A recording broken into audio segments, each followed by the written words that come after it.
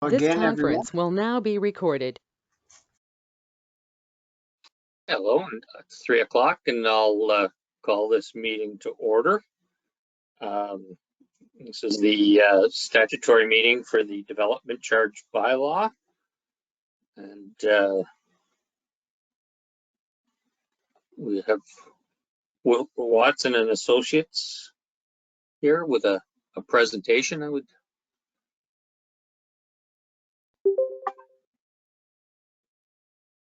think.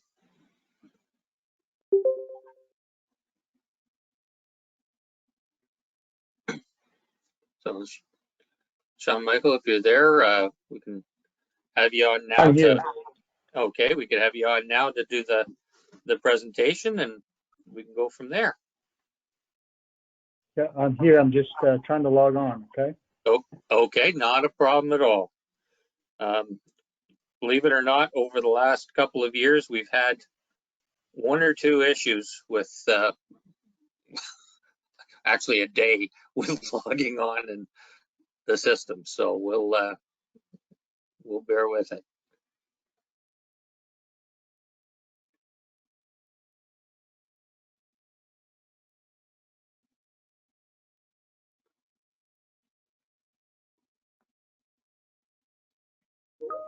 Sean Michael, can you hear me?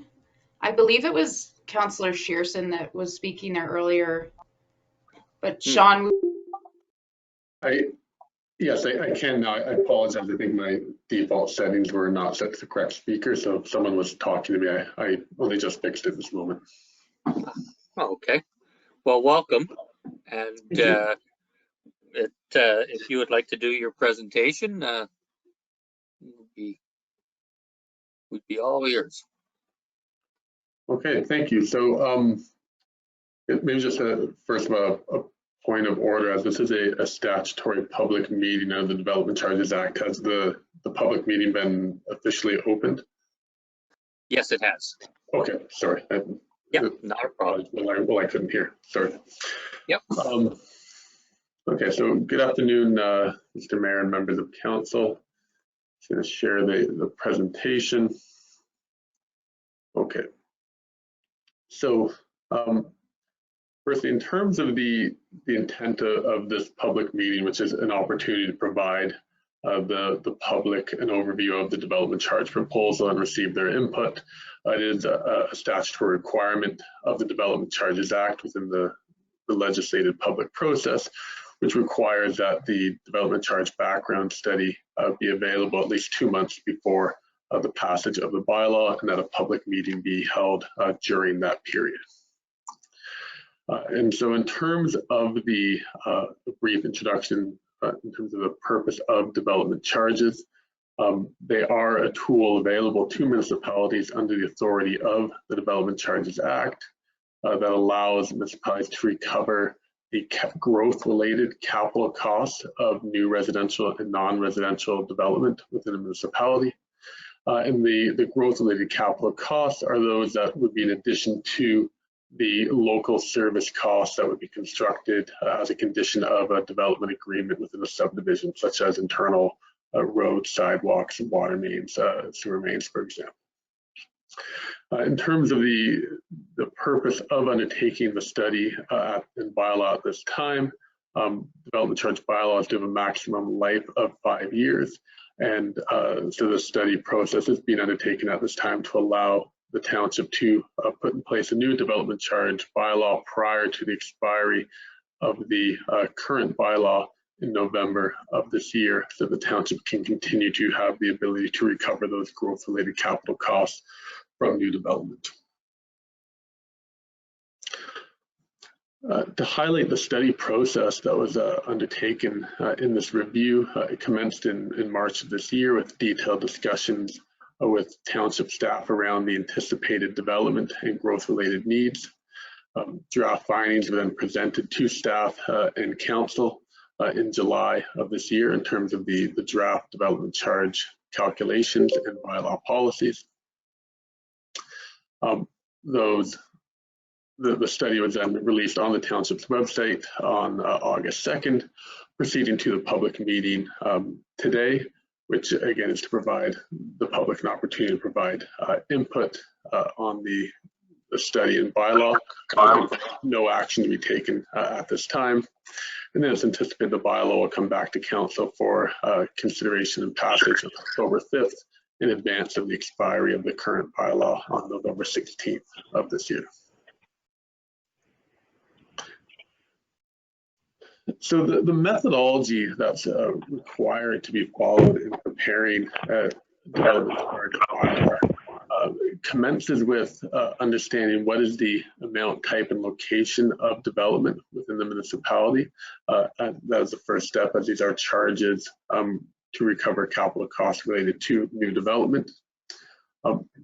With regards to that anticipated development, there's then a requirement to estimate what the increase in need for services to accommodate growth, having regard for the eligible services that are defined within the Development Charges Act that development charges can be used for, and as well making sure that that increase in need for service is not greater than the level of service that was in place historically over the past 10 years within a municipality, so that the level of service that is being recovered from new development is not being increased on the backs of new development, but is only representative of the average level of service that has been imposed over the past 10 years. Then once the capital cost to provide for that increase in need for service is estimated, there's a number of deductions that are required to be witnessed under the Act. Those include deducting any uncommitted excess capacity that could be available to service new development. Any grant, subsidies, or other contributions towards those capital costs also must be deducted before calculating the charge. And to the extent those capital needs would benefit any existing development, those costs, that share of the cost must also be deducted before arriving at the net development charge recoverable costs of infrastructure to accommodate growth, as you can see in the bottom portion of this illustration. Those costs are apportioned to the new development, the anticipated development to which that increase in need for service is estimated, to then calculate the charge either on a per residential unit basis or on a per square foot of non-residential development basis. So in terms of the draft findings as it relates to that prescribed methodology, firstly, in terms of the growth forecast that was assessed, it was based on the approved plan for growth within the township, being the Grey County Municipal Comprehensive Review projections to 2046, as well as any additional development within the recently approved MZO land within the township. And so over that period to 2046, that would see growth in terms of net population across the township of just under 7,300 persons, increased to 16,454 residents by 2046, and that additional residential growth would be accommodated in about 129 residential units per year, the majority of which would occur in the serviced area of Dundalk. From a non-residential growth standpoint, we would see about 1,590 new jobs over that 24-year period to 2046. And with that increase in employment, the associated non-residential gross floor area development of just over 1.7 million square feet of development over that period. Again, with the majority of that development being anticipated within the serviced areas of Dundalk. So the increase in need for service for the eligible services under the Act that were considered within the study and proposed bylaw include services related to a highway, which includes both roads and related infrastructure, as well as public works facilities and vehicles, fire protection, parks and recreation, library, waste diversion, and associated growth-related studies. These services all being assessed across the entire township. And then the urban services that were only assessed within the urban serviced areas of Dundalk were for water, wastewater, and stormwater services. So based on that anticipated development and those services and the increase in need for service to accommodate new development, the gross capital cost of the projects to meet that increase in need total just over $108 million over that 24-year forecast period.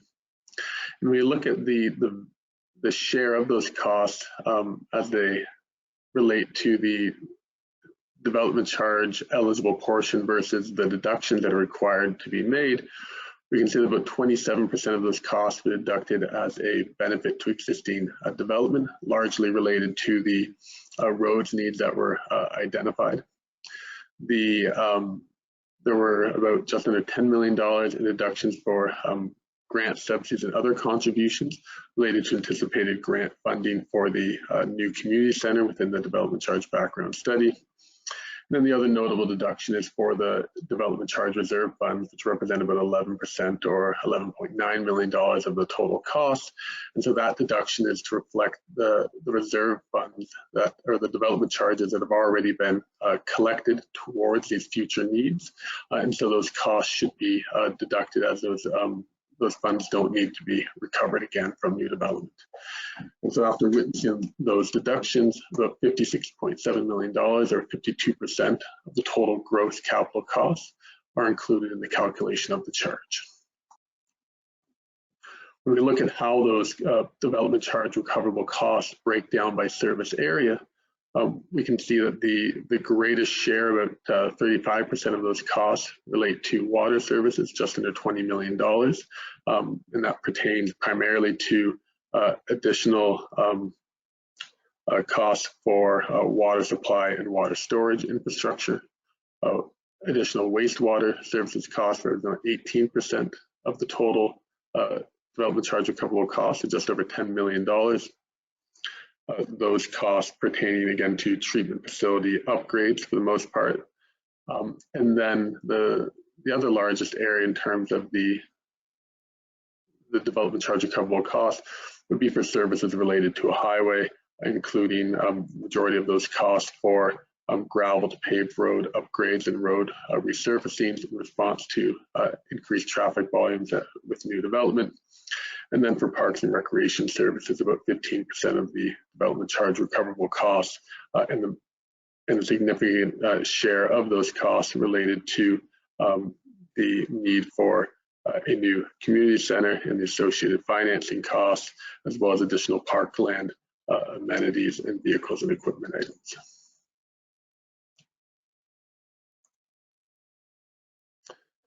So based on that identified growth and the development charge recoverable costs, the charge has been calculated within the same charge structure as the township currently imposes. And so the charge is imposed on a residential dwelling unit basis for single and semi-attached dwellings, apartments of 2-bedroom and greater, of 1-bedroom and bachelor, and then other multiples. Then for non-residential development, the charge is imposed per square foot gross floor area basis. And then on a residential equivalent basis for services related to a highway, fire protection, and growth studies for wind turbines and solar farm developments. And so in total, we can see that the charge is presented for the municipal-wide services as well as for the urban services. And so within the non-urban serviced areas of the township, we can see that the charge per single attached or semi-attached residential dwelling unit would be $8,027, and that charge would increase to $16,687 in the urban service areas with the inclusion of the storm, wastewater, and water services development charges. When we look at the charge for non-residential development, that total charge per square foot of gross floor area would be $1.96 in the non-service and rural areas of the township, and $6.01 in the urban serviced areas. And in terms of how that charge compares to the current charge within the township, we can see a decrease in the overall charge that would be payable in the urban service areas. And so firstly, looking at the top table as it pertains to residential development, we can see that the total municipal-wide charge would increase by about 23%, an increase of just over $1,500 for single attached dwellings. And this would be the increase in the charge for development in the unserviced areas of the township. But then when we look at the charge as it pertains to the area-specific services that are imposed only in the urban serviced area of Dundalk, we can see that that charge would decrease by just over $9,000, or a decrease of just over 50%. And so the reason for that decrease in the charge is related to the township over the past 5 years gaining a better understanding of the infrastructure requirements and the cost of new development, and the fact that they're able to anticipate being able to provide the additional capacity that is required in a more cost-effective manner. And so the total charge in the urban serviced areas would decrease by $7,490, or a decrease of 31%. Looking at the non-residential charge, we see that the charge in the rural areas, the total municipal-wide charge, would actually decrease by 37%, in contrast to an increase for the residential charge in the rural areas. And the reason we see a decrease for the non-residential charge in the rural areas is that when we look at the anticipated development within the township in comparison to the prior study, it's anticipated that development is going to be much more heavily weighted towards industrial development, which has an assumed lower density of development, which results in a lower average charge for those service areas.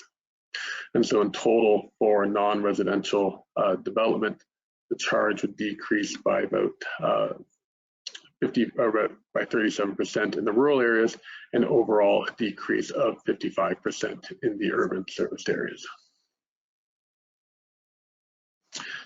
So what does that mean in terms of the relative competitive position of the township when we look at the total development charges payable in comparison to neighboring municipalities? So firstly, looking at the total charges payable, including upper tier development charges, as well as education development charges where applicable, as represented in the yellow portion of the bars for upper tier development charges, and the green section for education development charges, and the blue section for the lower tier development charges. We can see that the total charge payable in the urban serviced area within the township would decrease again by about $7,500. That 31% decrease in the township charge representing about a 21% decrease in the total charge when we consider the impact of the county development charges. And that moving the township to a more competitive position within the overall ranking of the municipalities between that of Grey Highlands and Meaford. We look at the impact for the development charge in the urban service areas for commercial development. Again, with the decrease in the township's charge, we would see that position move from towards the upper end of that comparison between Grand Valley and Shelburne, down below that Minto and the municipal-wide charge in Shelburne. And then similarly for industrial development, we see similar impacts as we saw for commercial, with that decrease in the charge, about $7.38 per square foot, moving the township again down in that comparison from the upper mid-range of the comparators, similar to Grand Valley and the east area of Shelburne, down towards Minto and Langton, towards the lower end of the comparison. So having understood how the charge has been calculated, the inputs into that charge, and the competitiveness of that charge, I just wanted to spend a few minutes in reviewing some of the implementation policies that would be encapsulated within the bylaw. Many of these are statutorily required, some at council's discretion. So in terms of how development charges are calculated and collected, the default provisions under the Act is that the charges are calculated and collected at the time of building permit issuance. Municipalities always have the ability under Section 27 of the Act to enter into agreements with applicants to pay the development charges before or after they otherwise would be payable.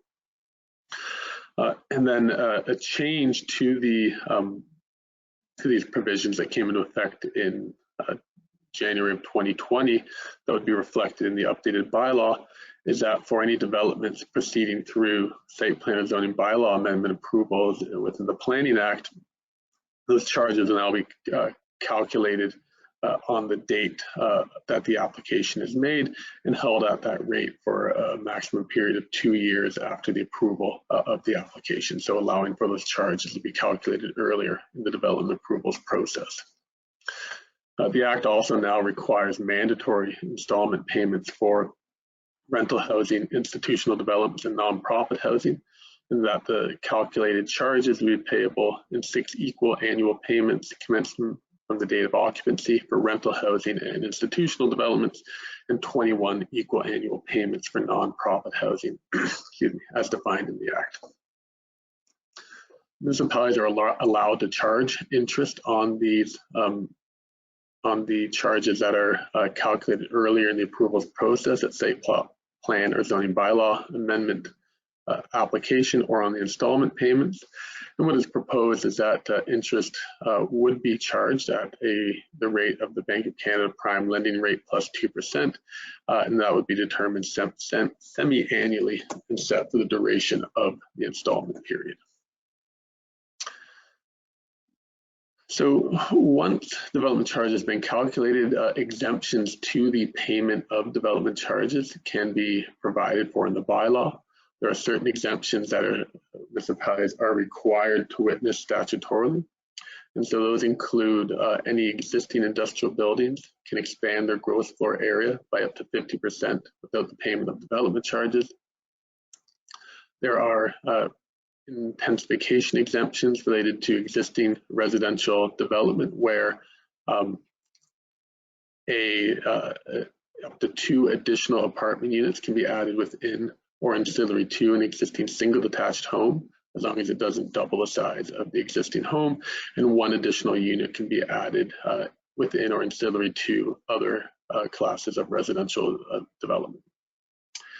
For new residential buildings that are created, a second dwelling unit that's created within those new residential buildings, whether that's within or ancillary to, would be exempt from the payment of development charges.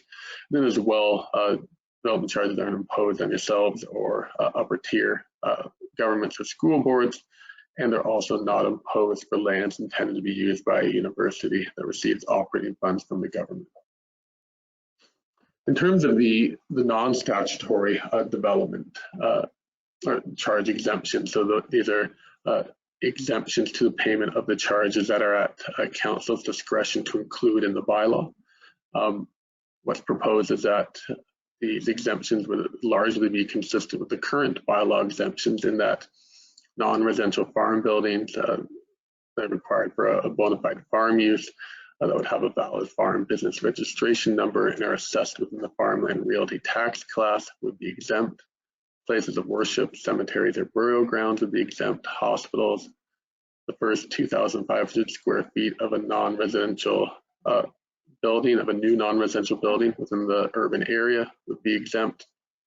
For affordable housing, what's been proposed is that there would be an agreement entered into for the deferral of the development charges, and provided the terms of the agreements are met, the development charges will not be payable.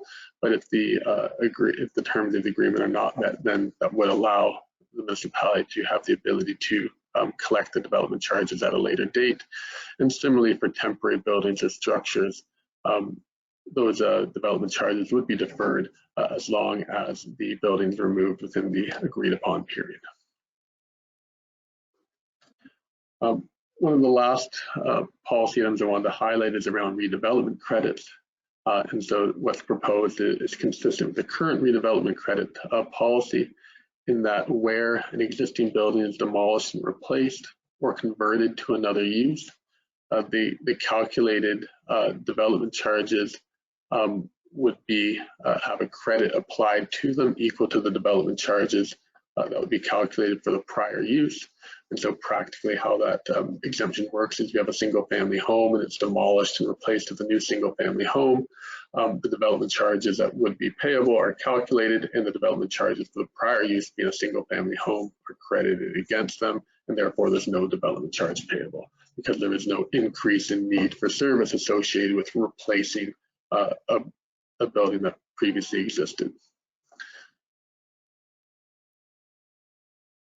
And then lastly, in terms of the administration of the bylaw, it's proposed that one bylaw would be used for all services within the urban and rural areas of the township, consistent with the current approach, and that the charges would continue to be indexed in accordance with the Act on a mandatory basis on January 1st of each year. So in terms of next steps in the study process, again, the township has the opportunity to receive feedback from the public on the proposal. The bylaw and study will be coming back to council for adoption and approval on October 5th. It's identified that the bylaw would become effective on the date of bylaw passage. So that does conclude my presentation. I am available for any questions that there are. Okay, thank you. Do we have any questions from council at this time? Barbara?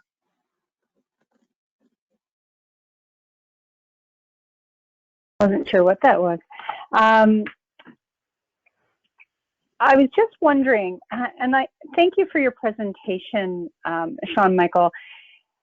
I guess where I'm really struggling is to see a $7,500 reduction in an urban residential and an increase to a rural residential when what increase of service, if you actually increase the number of homes on a stretch of kilometer of road, you're actually spreading out the tax base a bit more. But yeah, I struggle with incurring more DCs on a rural development when services are basically roads.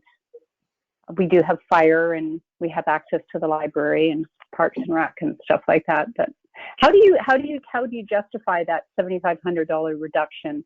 And if you could maybe not throw out a whole bunch of percentages all at once, because I was really having trouble following along.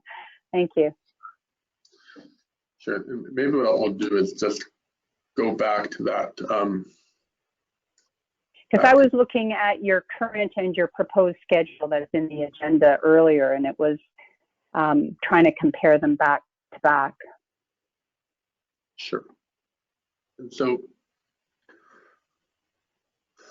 I think firstly, I think what's important to remember is that when the charges are calculated, they are required to be calculated by individual service. And so when we looked at the services to be considered within the bylaw, there were services that are of a benefit to growth across the municipality, regardless of whether it's in an urban service area or an unserviced area. So that would include these services at the top of this this chart. And then there's obviously the water, wastewater, and stormwater services, which are of no benefit to development within the rural area. And so development in those areas obviously pay a wastewater or a water DC. And so when we looked at the increase in need for service for fire protection, for example, and what the costs were of that increase in need for service, what that showed was that there would be an increase in the cost on a per unit basis across the municipality. And that was, somewhat consistent across these charges within the municipal wide area. And so that's why we, see an increase in the charges for the services across the township, which was about $1,500 for those services in total. So that applies equally to development within Dundalk as it would in the urban area or in the rural areas. So then the decrease that we see overall within Dundalk is driven by the change in the capital cost estimates for the water and wastewater treatment and supply and collection infrastructure that would be required to service new development. And so we see that that decrease overall, you just highlighted of $7,490. That's a product of the increase in the township-wide charge and the $9,000 decrease in the urban charge. So it's really just a product of the anticipated cost to create the required capacity for a new development is much less than it was anticipated 5 years ago.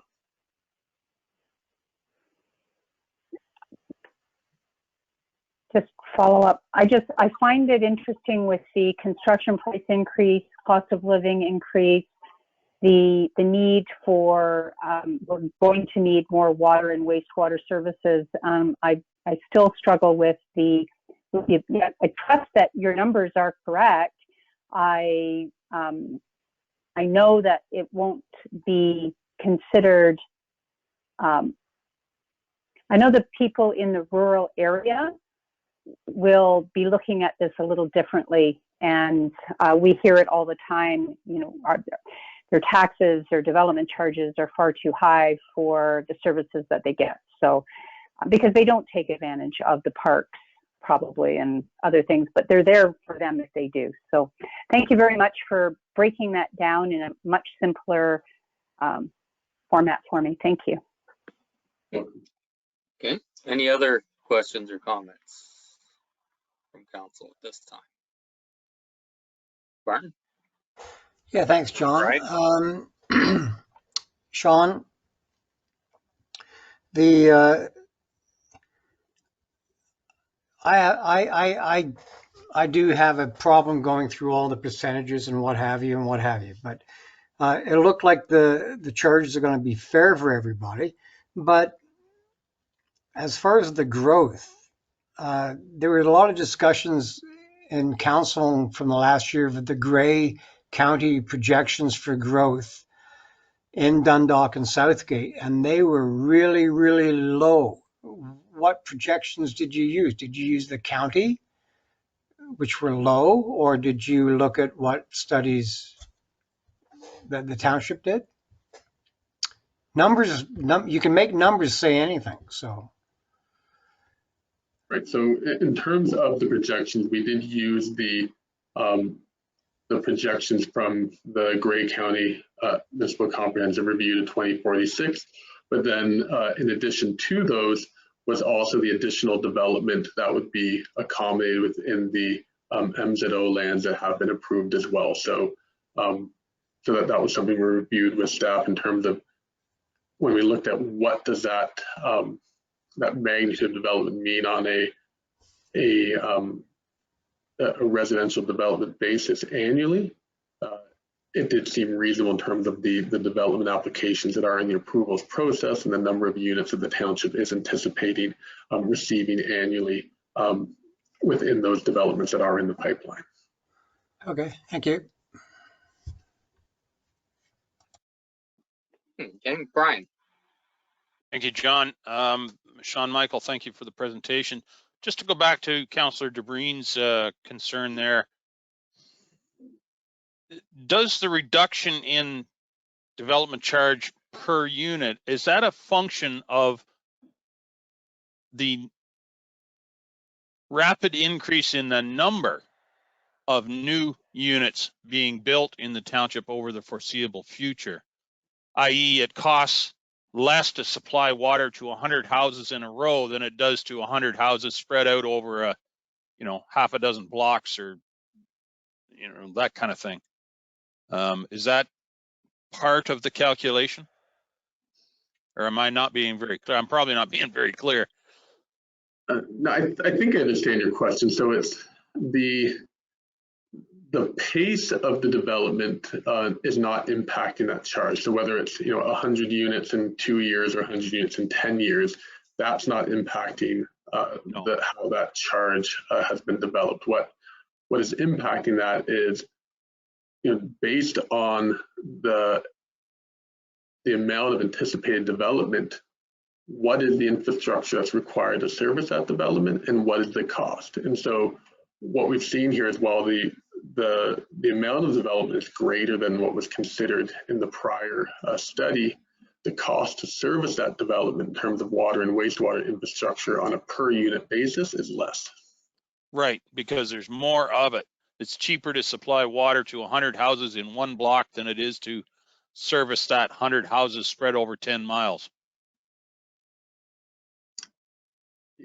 per unit. Yeah, potentially, as well as I think important to note that it's a change in the way in which that required capacity is going to be provided as well. So it's not specifically just a cost update to the exact same infrastructure plan. It's a change in terms of how that service capacity is going to be provided. Right. Okay. Thank you very much. Right. Any other questions or comments this time? Okay. Did you, Sean Michael, thank you for that information.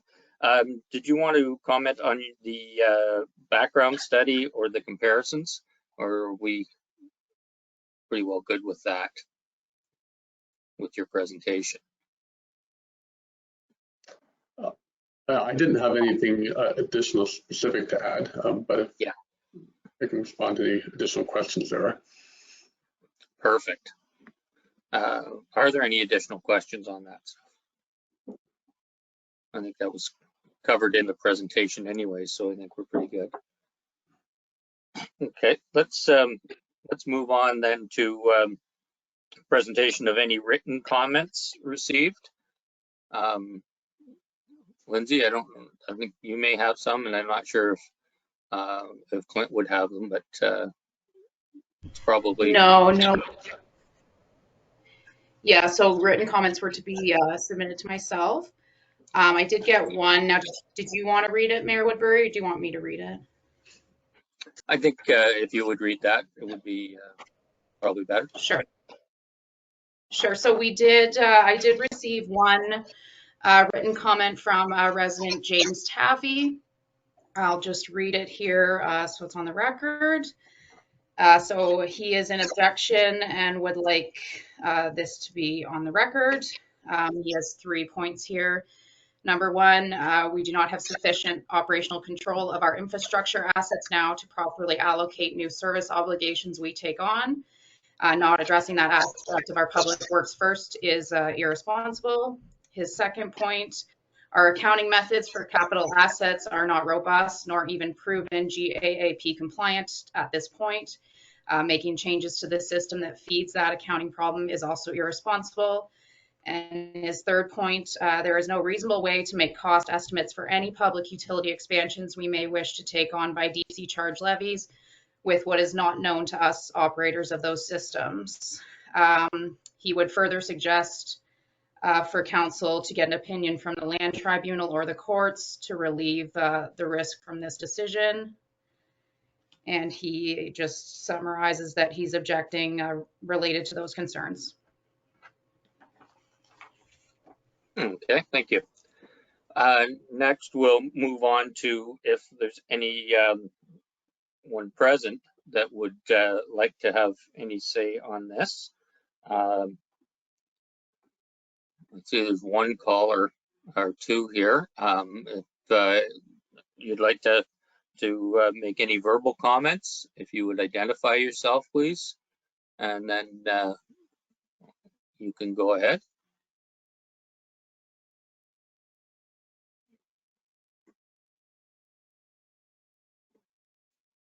Okay, well, I would say nobody has. So I think that's where we are. So Sean Michael, thank you for your presentation today and the amount of work that's gone into this. I know it's mind-boggling, all the different, for a lot of us anyways, all the different aspects that are taken into effect and the changes. And it's, like I say, thank you very much for that. And your presentation, I think, was very enlightening to people that especially weren't used to this type of charge and that. So thank you very much for that. And then I guess we can call the meeting adjourned at 3:40. So thank you very much. And that's 3 meetings today, and hopefully we don't have another one. Cheers all. Take care. God bless everyone.